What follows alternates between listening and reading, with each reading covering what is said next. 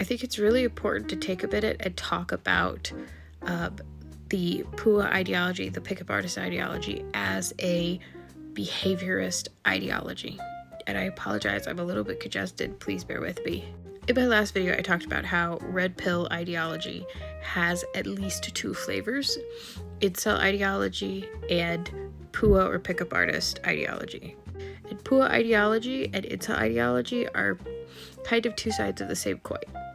The only difference that I see at this time is in how they are handling this theory of the world that they have constructed.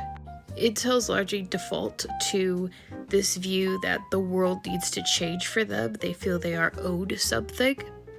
And so any attempt to better their lives or grow as people is often viewed as a cope.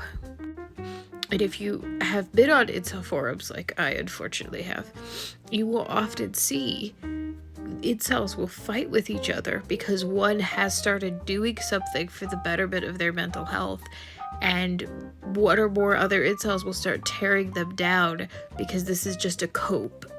Pickup artists seem to take a dramatically different stance. They are dramatically trying to change themselves to be what women want.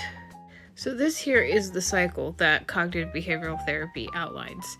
This idea that thoughts create feelings, feelings create behavior, behavior reinforces thoughts, and so on and so forth, around and around we go.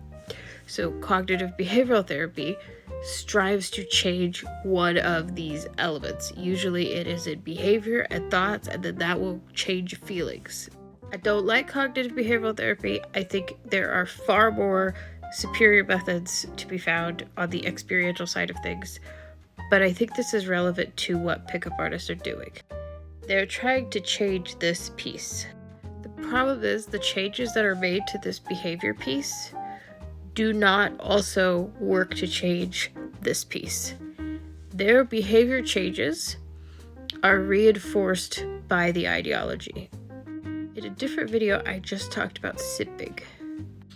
If you are changing your behavior to be performatively nice to women, for example, because you believe it will get you something, that's not really a good faith effort to change behavior.